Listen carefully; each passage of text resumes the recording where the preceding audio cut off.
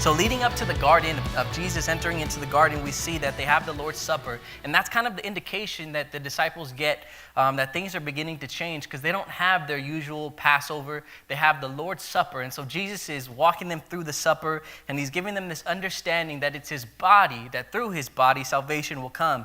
So from the Lord's Supper, obviously, there's that moment with Peter, and Peter, he's still in denial, saying, like, you know, I'm with you till the wheels fall off, but we know that's not the case.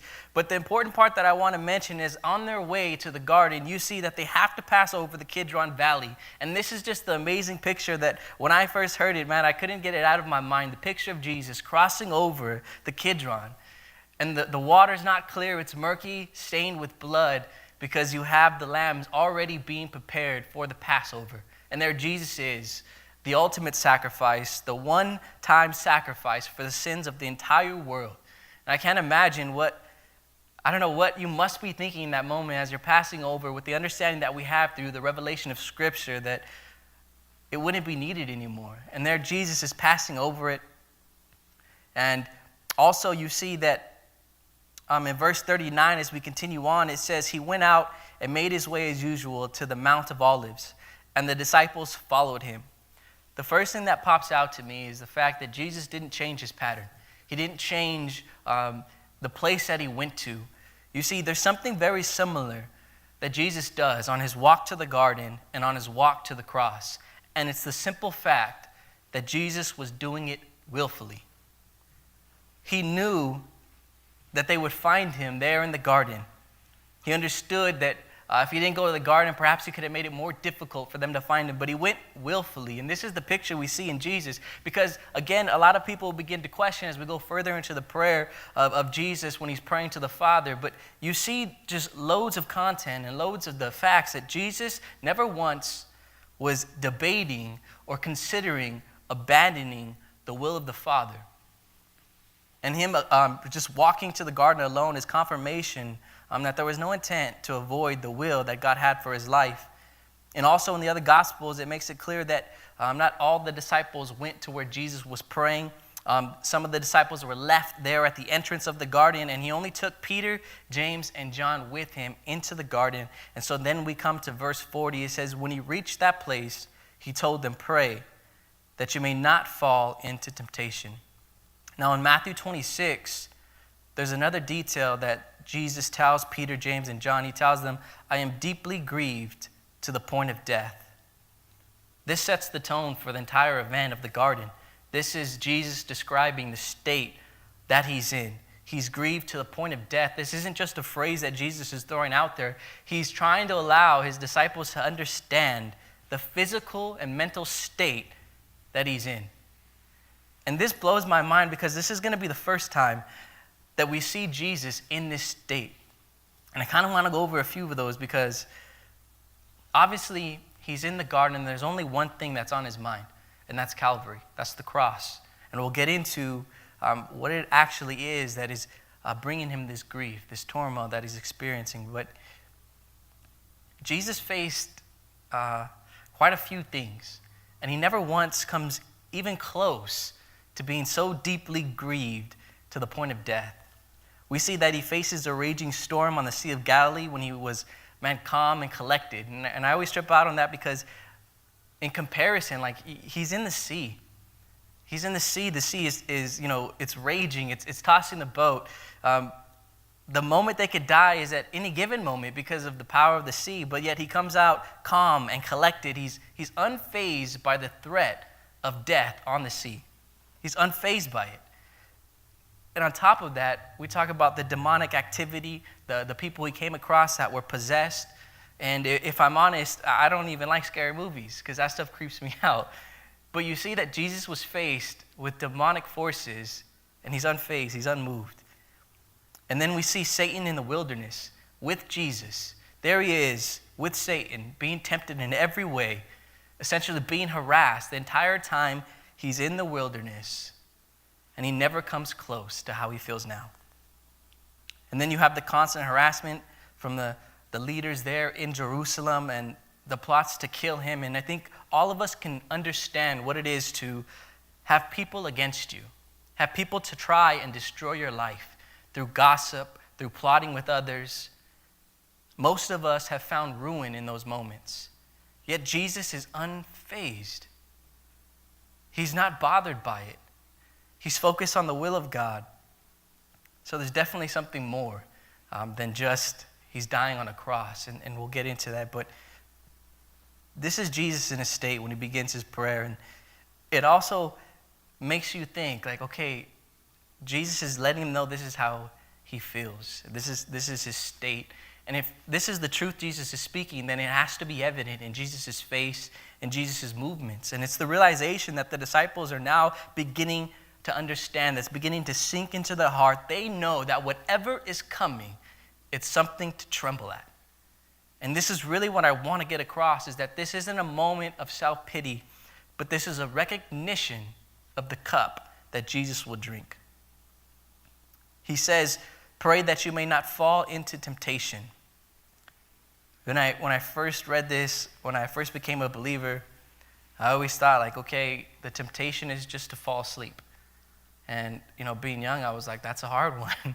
I remember I used to work with my dad. I'd fall asleep at work all the time. But it's much deeper when Jesus tells them not to fall in temptation. He's not just speaking of, like, hey, I know it's late, you guys. I know you guys are tired. He's speaking of the things to come. He's speaking of the betrayal to come. The truth that he's already revealed to them, that they would abandon him. We see the importance that Jesus is speaking in prayer, but not only is it the temptation to forsake Jesus, but to resist the will of God. And this has always been a hot topic, and I've had debates about this, because you talk about the wickedness of mankind, you talk about the crowds wanting to take Jesus, the multiple times that they wanted to murder Jesus, but they weren't the ones in authority. They weren't the ones that had planned salvation. It was God.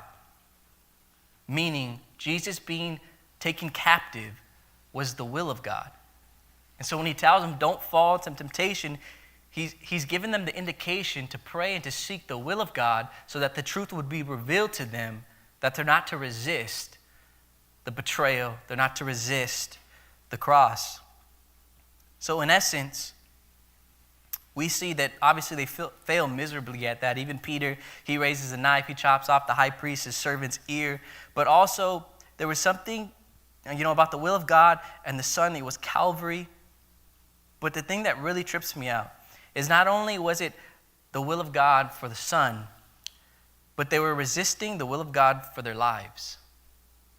And this is what Jesus was speaking, because I love the fact that here we are in the utmost need in Jesus' life, and he's asking them to not fall in temptation for their own well-being.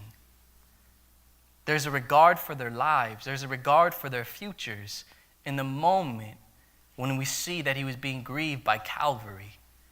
It shows you the capacity and the deity of the Son of God to be aware and just to love his people in that very moment. And I think just evidence enough that this was definitely divine, that Jesus was fully God and fully man. So, in verse 41, then he withdrew from them about a stone's throw, knelt down, and began to pray. I love the fact that Jesus here, he doesn't go too far. And when I see this, I understand that from my perspective, it was obviously done on purpose, because in Jesus' prayer, he brings forth the truth in that prayer. And so, that's why he doesn't go too far. And he's teaching the importance of prayer and seeking the will of God. And in verse 42, he says, Father, if your will, or if you are willing, take this cup away from me. Nevertheless, not my will, but yours be done. The first thing we'll tackle is the cup. What cup is he speaking on? It's simply the cup of wrath. And I want to read Jeremiah 25, verses 15 through 16. This is what the Lord, the God of Israel, said to me. Take this cup of wine of wrath from my hand, and make all the nations to whom I am sending you to drink from it. They will drink, stagger, and go out of their minds because of the sword I am sending among them. There's also in Isaiah 51:17 speaking, and we see that the Old Testament speaks of this cup as the cup of wrath.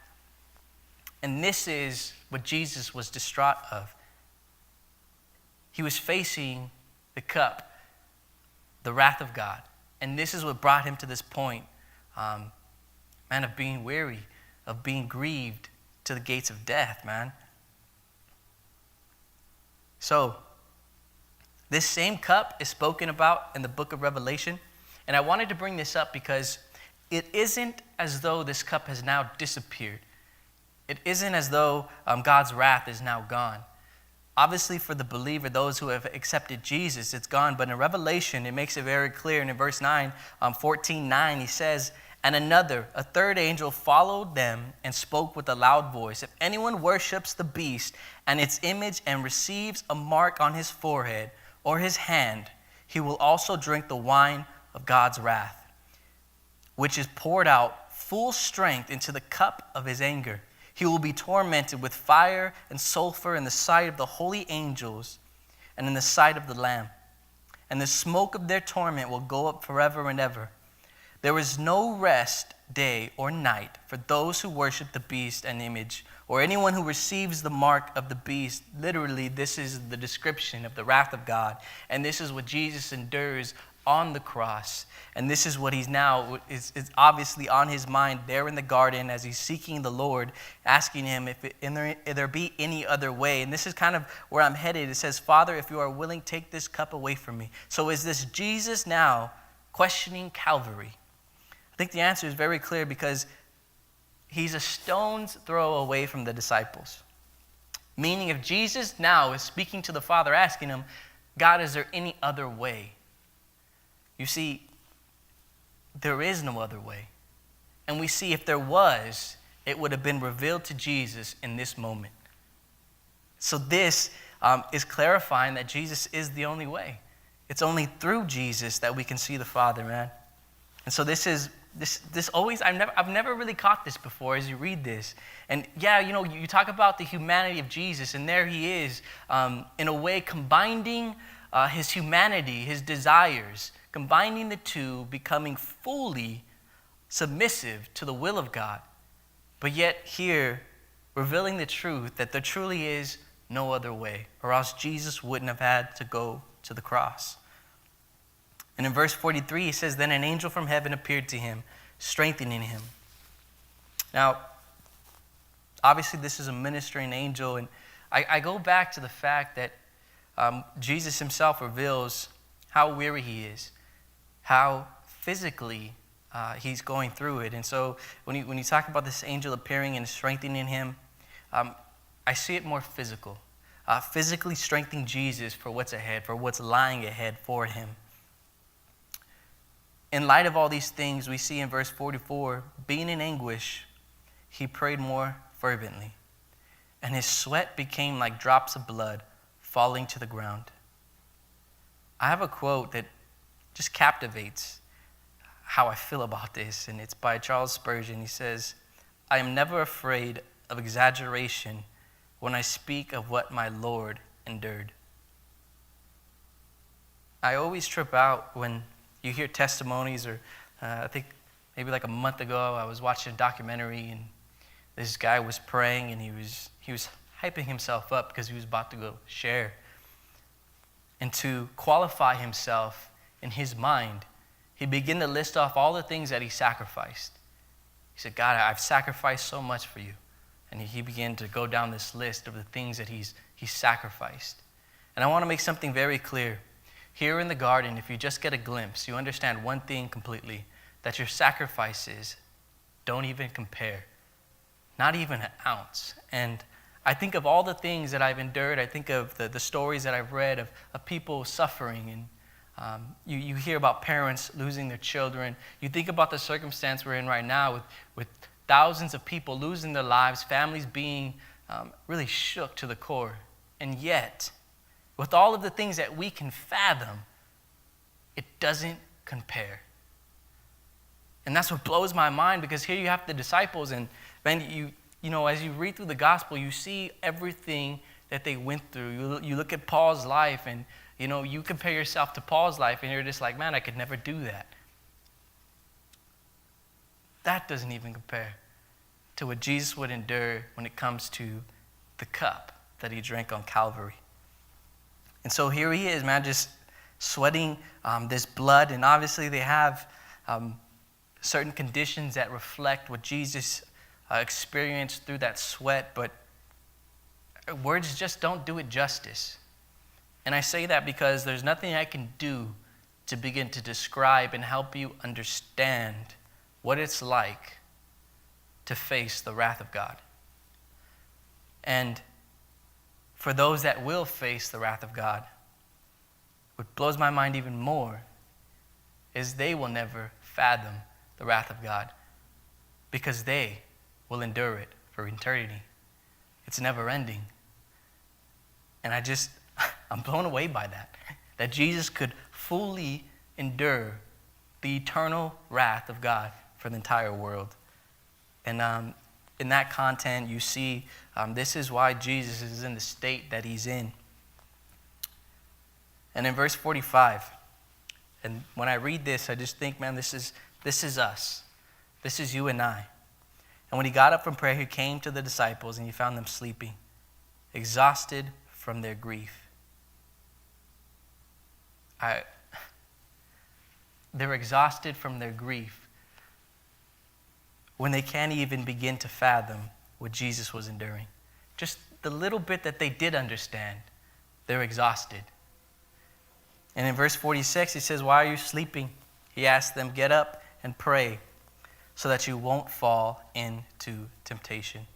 All of these things, I mean, if you go into Mark and you go into Matthew and you begin to just dive deep into the garden and everything that Jesus was, really speaking to the Father, and how the Father, through the ministering angels and through his responses in that prayer, you see that Jesus is exalted, Jesus is encouraged.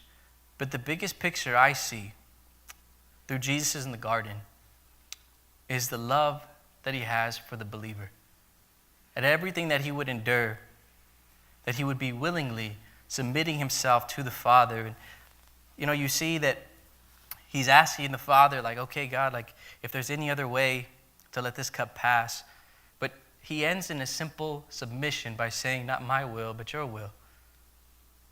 And when we reflect on the comparison between Adam and Jesus, and I've never really comprehended the fact that there they are, both sinless, both tempted, and both of their actions impacted the entire world. And it's only Jesus and what he said, not my will, but your will. It's only through that we receive salvation from everything that Jesus endured through Calvary, through experiencing the wrath of God for all humanity, for the entire world. And it's through all these things, man, that you see through these 8 verses, just the weight of the verses, the weight of the content of reading through the Old Testament, understanding what the cup is, that, man, you can't help but to respond with praise. You can't help but to respond with love.